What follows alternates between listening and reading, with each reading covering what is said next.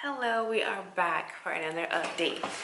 So let's get right into it. So today is Sunday, September 8th, and tomorrow is my ultrasound and hysterosalpinogram appointment. So I'm very nervous. I've seen mixed results. Some say that it's painless and some say that it was very painful. I'll let you guys know where I fall after the appointment on tomorrow. So I've already taken 2 antibiotics, and then tomorrow, 2 hours before the appointment, I'll take the next set of antibiotics. The ultrasound appointment's at 1 p.m. The HSG is scheduled for about 2. I don't know why it's scheduled so far apart. I'm thinking that maybe I have to go from one location to another at the fertility clinic. Maybe that's why. I can't imagine the ultrasound appointment taking so long, but I'm really looking forward to it, and I can't wait to share the results with you guys.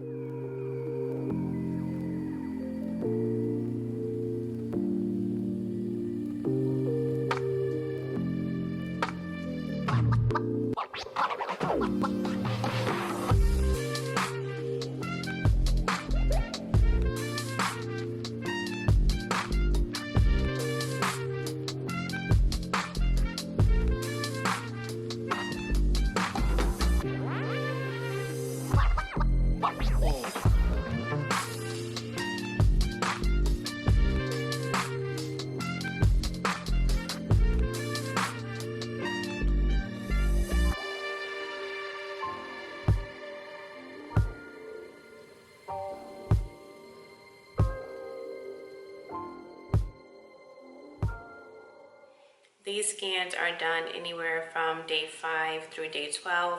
For me, it just happened to be on day 11. When I arrived at my appointment, I was first taken to my ultrasound. The ultrasound tech and RN, and because my clinic is a teaching hospital, a fellow were all in the room with me for my ultrasound, which I was totally fine with. Everyone was very nice, very pleasant.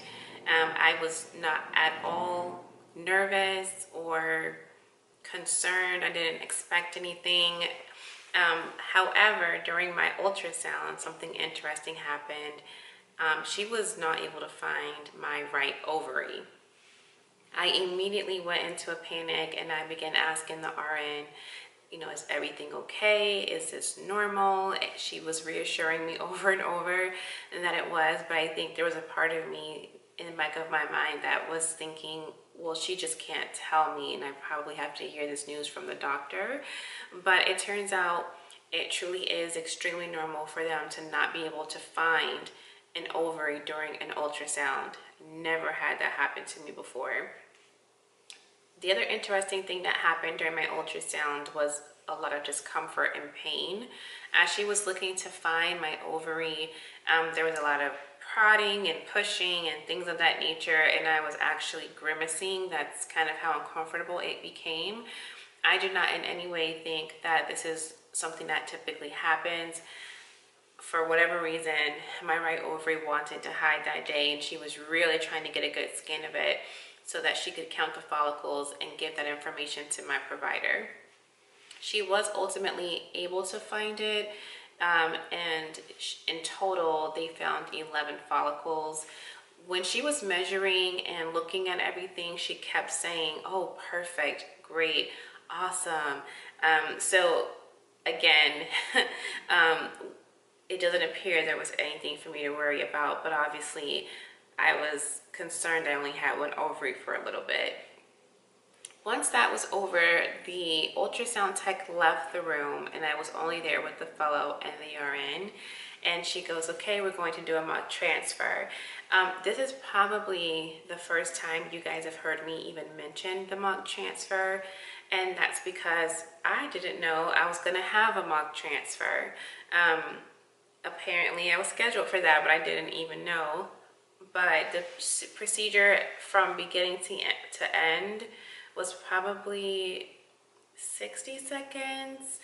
Before I could fully freak out and get nervous about it, it was over. And the ultrasound tech, the RN and the fellow laughed about it because I was 2 seconds away from grabbing the fellow's hand for like support, like hold my hand.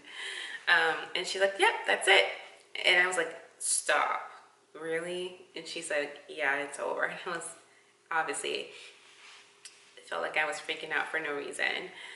Afterwards, I had to leave the building I was in, walk through a hallway, down an elevator into another department in order to have my HSG. These scans are done with completely different machines and in totally different parts of the hospital where my clinic is located. So she gave me instructions and I did follow those and go on to the next appointment. When I arrived, it was a little bit of a different scene. I had gone from like ultrasound and everyone there kind of knowing my history and what my process and what I'm going through. And now I'm sitting in a room with everyone in kind of like the robe that they put you in that opens up either in the front or back. And everyone's there for complete obvious different reasons. We're just in imaging at this point. So I'm sitting there, I'm on my phone and just kind of busying myself, and around about 45 minutes, I started to become a little anxious because I hadn't eaten for one, and for two, my appointment was 45 minutes ago. So I did eventually give it about 5 or 10 more minutes, and when I wasn't called back, I went to the counter and just politely asked if I had checked in properly and if everything was okay. And the kind lady receptionist at the front, she went back and checked, came back, and just let me know that there was someone having a complication. And at this point in time, I'm thinking that this could be any sort of procedure being done with anyone having a complication. Well, when I went back for my appointment, the radiologist doing my scan apologized to me several times, as well as his assistant, and apparently the woman before me had had complications and her procedure lasted much longer than they typically do, and my heart goes out for that woman, and I'm hoping she was not in any pain for over an hour. I of course reassured them that it was totally fine, that I was patient and waiting, and just wanted to make sure I hadn't been skipped or checked in improperly, especially because the woman who checked me in said that she usually doesn't do the check-ins, and she was a little bit uneasy with pulling up my name and things like that. So as I'm sitting in the room, there was a bed across from me with a x-ray, essentially an x-ray machine over top of it, where I would eventually be laying for my procedure, and all the nerves I could possibly have kicked in at this moment. Because I've heard by looking on YouTube and doing research on other platforms that some women have a ton of pain during this procedure and other women don't, and it really is just a toss-up. There's no way for them to predict this, and obviously that was scary. Based on my YouTube research, I think that what determines whether or not you'll have pain during the HSG is whether your tubes are blocked. I do not know that to be true. Obviously, this is not medical advice, but from what I've seen and from the women who have gone through this and given feedback, if you have a blockage and they're trying to push the dye through your tubes, that is kind of what could cause some pain. So we don't know if that's something that's going on with me yet. We will learn that after tomorrow. I'm hoping that the results are just as immediate and quick as everyone has said that they are. I'm told that it's kind of like you're giving the feedback right there in the examination room. So we will see. The provider came out and started to walk me through the procedure step by step. So he explained, okay, you're going to lie on the bed, we're going to clean you and disinfect you, we're going to then pull you down, we're going to move the machine over this portion of your abdomen, etc. Once I was actually on the table, my nerves heightened even more, and truly I was just really scared. I'm like, oh my gosh, this is really going to hurt. And I did explain to the assistant and the provider that I had just had an ultrasound, and even the ultrasound was painful. Actually, even an hour later, once I had been called back into my HSG procedure, the area of my right ovary, like over my tummy, was pretty painful. It was hurtful still. So I wanted to know if that would impact the procedure in any way. Was that an indication that I'd have pain during this procedure? And they reassured me that no, it wasn't. Once I lie down on the table, they do prop your entire legs up in stirrups. So for example, where we normally just put our feet in for exams, our entire legs are propped up. The provider was, again, walking me through the procedure. And at this point, I politely asked if he just wouldn't do that. I didn't want to be aware of anything that was going on, and all I could think of at that moment was flowers. And I told the assistant, I was like, let's talk about flowers. And she happily obliged. And I gave some background of me and my family and totally took my mind off of everything. About a minute or two into the procedure, mid-flower discussion, I felt a very sharp, very quick feeling. And I did jump and kind of just like take a moment, breathe in and out. And the provider told me that the hard part was over at that point. And I'm thinking, whew, I'm just gonna be lying here from this point forward. That was not the case. Next, he, I think, began to insert the solution into my uterus, and I definitely felt a ton of pressure. It was not like a cramp that I had ever felt. It was painful, not unbearable, but definitely we weren't having any more discussions right now. I'm fully focused on my pain. And of course, me being me and talking to myself the way I normally do, I said to myself, I bet child labor is 10 times this pain, so just relax and breathe. And I did. And it was eventually over. I did have to turn to my right side and my left side at certain points during the procedure. Was not expecting that. I did feel kind of paralyzed, like, oh, I'm in pain, you want me to turn? But I got there, I did it. And when I was done, I felt so accomplished, so grateful that I had gone through it, and so grateful for both the provider and the assistant who were there with me, comforting me and accommodating me throughout the entire procedure. I will make one more note about the HSG procedure in terms of time. Everything I had read or listened to before the appointment said it's painful, but it lasts just a moment and it's over. And I took it literally.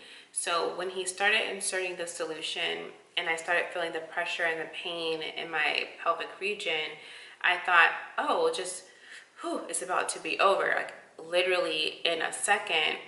And it was not over in a second. It was there with me for a few minutes. And again, at some points I was told to turn to my left side and then to my right side and then back squarely on my back for the procedure. No, it doesn't last very long. It's not like 20 minutes. It's probably like 3. But again, I was hoping for a second. So that's just me possibly being a baby about it.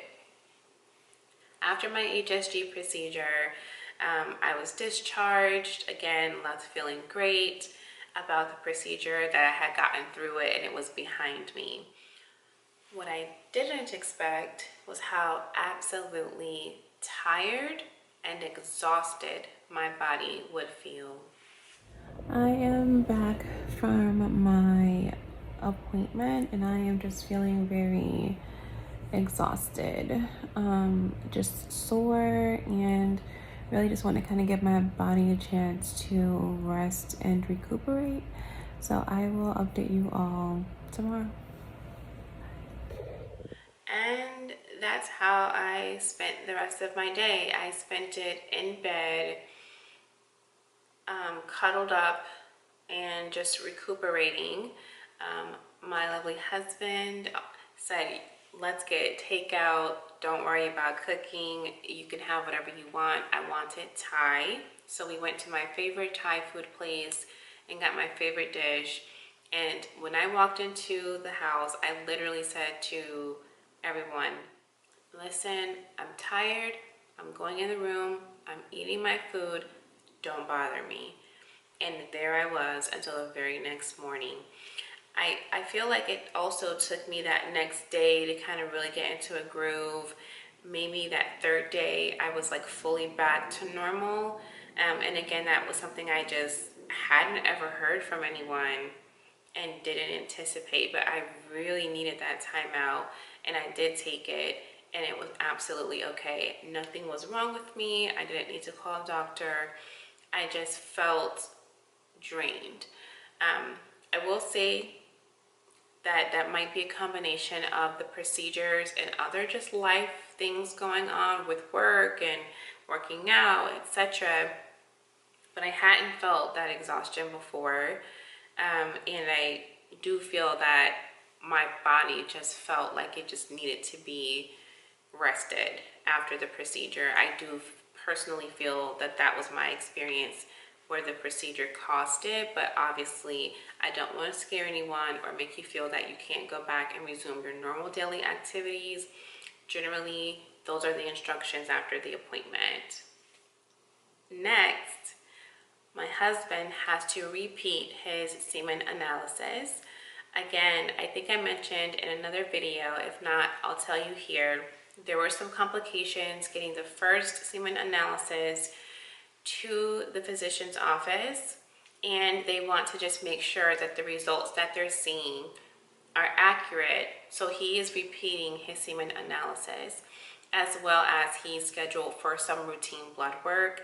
He still has to get that done. Also, we're still pending the results of our genetic carrier screening. We should get those around September 21st. So in just a couple days or so, and I'm so excited to see the results of it and to find out whether or not my husband will also have to be tested if I come back as a carrier for anything. I will update you guys as we continue to go along. Thank you so much for watching.